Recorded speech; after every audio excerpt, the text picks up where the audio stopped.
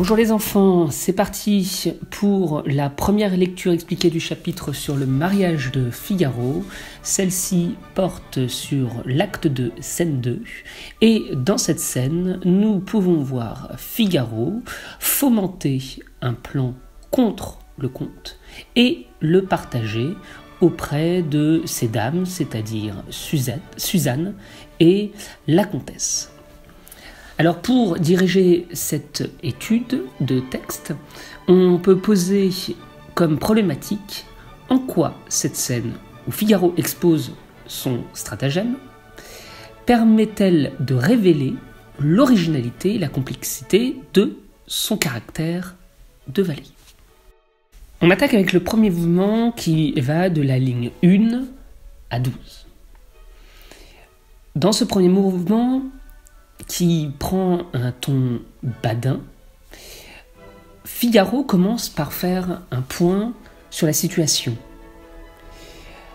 Il se montre quelque peu refroidi par le fait que Suzanne ne soit pas personnellement impatiente, qu'elle se retranche derrière l'impatience de la comtesse, et expose avec une sorte de détachement, feinte, et une grande lucidité les véritables intentions du comte afin d'empêcher leur mariage.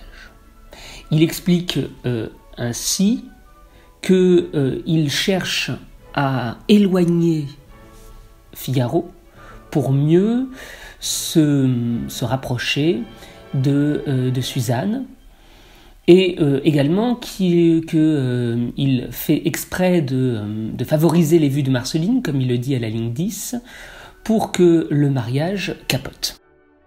Ce passage souffre donc par une interpellation de la part de Suzanne. Elle appelle son amant, Figaro, par la périphrase « mon cher ami ». Elle efface finalement ses sentiments amoureux derrière la situation préoccupante de Madame.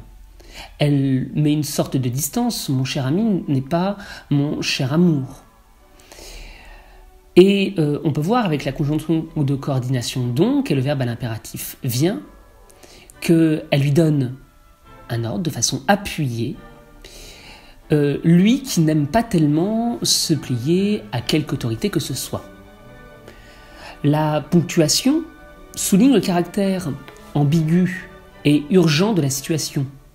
Ambigu avec les points de suspension, mais urgent par le recours, cette fois, au point d'exclamation. Figaro répond par une question plutôt affectueuse. « Et toi, ma petite Suzanne ?» Par cette interrogation, il la ramène à leur histoire d'amour, qui est sans doute beaucoup plus en impatience que le mariage de Madame et Monsieur qui bat de l'aile.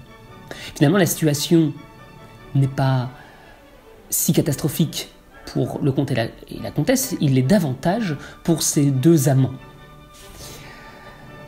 D'ailleurs, avec la négation « Madame n'en doit n'en prendre aucune » à la ligne 2, on peut voir qu'il minimise la situation de la comtesse. Ou bien, on peut aussi imaginer que si il dit « Madame s'en doit prendre aucune », c'est tout simplement parce qu'il a déjà sous son contrôle la situation et que la comtesse n'a pas de raison de s'inquiéter.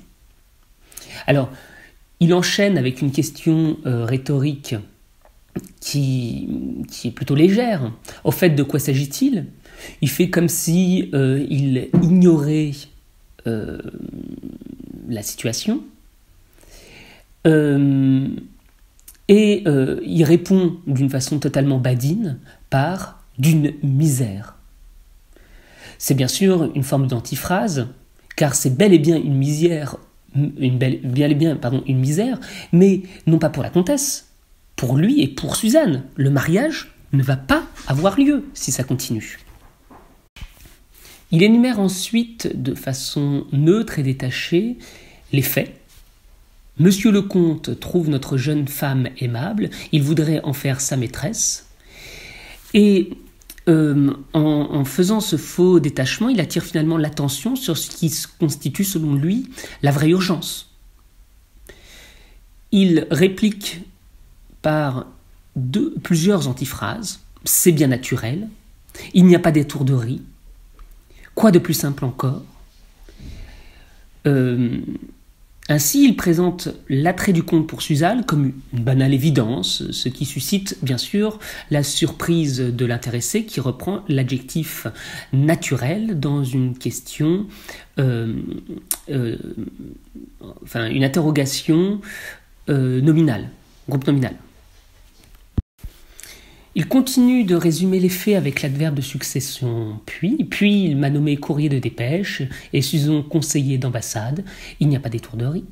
On peut voir qu'il met de façon parallèle les deux situations, la sienne et celle de Suzon, afin de mettre en évidence la séparation que le comte cherche à organiser. Après ce rappel des faits, Suzanne pose une question, tu finiras, qui témoigne de son agacement. Elle ne semble pas totalement dupe de l'ironie que manie Figaro, et en fait lui demande de redevenir un tout petit peu sérieux. Ce qu'il ne fait pas, étant donné qu'il continue, et parce que ma Suzanne, ma fiancée, n'accepte pas le diplôme, il va favoriser les vues de Marceline. Quoi de plus simple encore ? Se venger de ceux qui nuisent à nos projets en renversant les leurs, c'est ce que chacun fait, c'est ce que nous allons faire nous-mêmes. Eh bien, voilà tout, pourtant. La fin, au présent de vérité générale, permet de faire une subtile transition puisqu'il compte appliquer le même sort à son maître. La maxime s'applique aussi à lui et à eux avec l'emploi du « nous ». Dans le deuxième mouvement, on assiste à la réaction des femmes et de leur rappel au sérieux. De la ligne 12 à 17, la comtesse et Suzanne reprochent à Figaro son manque de sérieux et croient le devoir ramener au drame de la situation. Le valet, quant à lui, fait machine arrière et leur fait bien comprendre qu'il a totalement conscience de la situation et qu'il compte bien la retourner. Alors la question totale que pose la comtesse, pouvez-vous, Figaro, traiter si légèrement un dessein qui nous coûte à tous le bonheur, pousse Figaro à éclaircir ses intentions en accusant d'insensibilité. On peut voir que l'adverbe « si légèrement » met en relief l'inconséquence de Figaro. Elle ne comprend pas son ton badin. Et la réponse de Figaro, face finalement à la gravité qu'elle décrit, étant donné qu'elle parle par une périphrase d'un dessein qui nous coûte à tous le bonheur, la réponse donc de Figaro est une façon de le fuir et de sous-entendre que sa question n'a pas de sens, que bien sûr, il a conscience. En effet, il demande « Qui dit cela, madame ?» Suzanne, quant à elle, tente de faire la morale à Figaro, comprenant que ce qui le préoccupe surtout, ce n'est pas la comtesse, mais leur histoire d'amour. On le voit par l'emploi de la deuxième personne du pluriel, au lieu de t'affliger de nos chagrins, c'est-à-dire les chagrins de Figaro et de Suzanne. Pour être plus clair, Suzanne lui dit « Ne sois pas égoïste, ne vois pas que notre petit malheur, mais considère aussi celui de la comtesse. » Figaro lui coupe la parole pour demander « N'est-ce pas assez que je m'en occupe ?» En fait, par cette nouvelle interrogation, il annonce au présent qu'il est déjà en train de mettre en place un stratagème. D'ailleurs, la proposition finale, pour agir aussi méthodiquement que lui, témoigne du fait que Figaro réfléchit à une réponse à la mesure du conte. Il a bien analysé la situation et peut donc y répondre comme il le faut. À l'impératif, il énonce son objectif. Tempérons d'abord son ardeur de nos possessions en l'inquiétant sur les siennes. Finalement, l'arme de Figaro est ici l'attaque, c'est-à-dire qu'il veut d'abord inquiéter le comte sur l'amour de la comtesse en attisant sa jalousie, et ensuite il se vengera. Avec le troisième et dernier mouvement qui s'étire de la ligne 18 à la fin, Figaro expose son plan sans aucune concession. Figaro n'hésite pas à compromettre la réputation de la comtesse auprès de son mari. Il pense finalement que la fin justifie les moyens et qu'il est nécessaire de déstabiliser le comte en jouant sur son sentiment, c'est-à-dire en avivant sa jalousie. On peut voir ainsi son côté rusé, revanchard et même machiavélique, parce que il n'a aucun scrupule à manipuler les nobles et à plus forte raison une femme. À la ligne 18 donc, c'est bien dit, mais comment ? La comtesse invite Figaro à préciser le caractère flou de son annonce précédente, qui était tempérons d'abord son ardeur de nos possessions en inquiétant sur les siennes. Qui sont ces possessions ? Quelles sont ces possessions, et comment l'inquiéter ? Figaro annonce le plan qu'il a déjà échafaudé. C'est déjà fait, madame, un faux avis donné sur vous.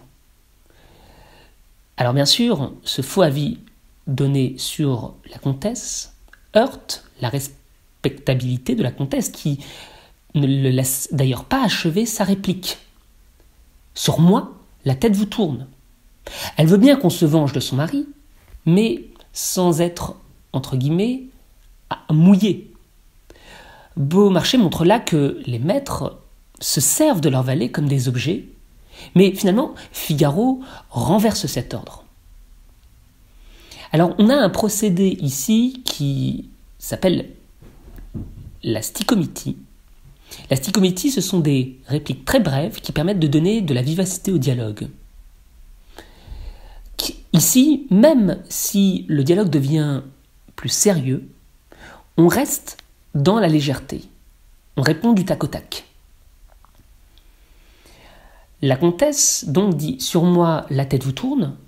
Et Figaro répond « Oh, c'est à lui qu'elle doit tourner. » On retrouve bien ici un chiasme qui rend visible l'inversion des rôles que Figaro compte opérer.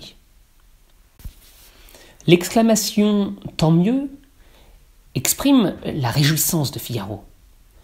Il prend une sorte de plaisir à se venger du comte et ne montre pas de pitié pour cet homme jaloux. Finalement, il mérite ce qu'il mérite.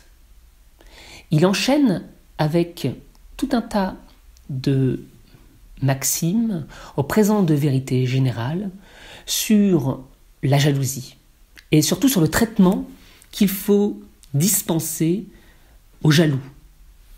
Ces gens de ce caractère tel qu'il les désigne à la ligne 24.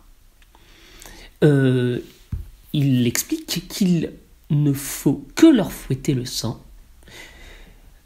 Il utilise par là une expression familière et violente pour justifier la nécessité qu'il y a de l'atteindre dans ses sentiments, le jaloux.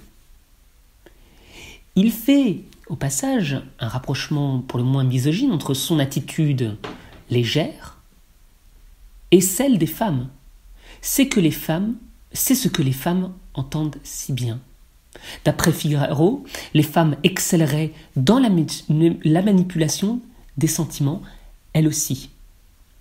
L'hyperbole concernant les jaloux, on les mène où l'on veut par le nez dans le Guadalquivir, donne bien sûr un caractère exagéré et bouffon, faisant ainsi la satire des jaloux qui sont prêts à se jeter dans n'importe quel fleuve lorsqu'ils sont sous le feu de leurs sentiments. Il termine sa réplique en exposant cette fois clairement la première étape de son plan. Il a fait courir la rumeur que la comtesse était sur le point de tromper le comte. Je vous ai fait rendre à Basile un billet inconnu, lequel avertit monseigneur qu'un galant doit chercher à vous voir aujourd'hui pendant le bal. On peut voir, avec le jeu des pronoms, le je et le vous, que c'est Figaro qui, pour l'instant, mène la situation. Il est le sujet, je, tandis que la comtesse en est l'objet, vous,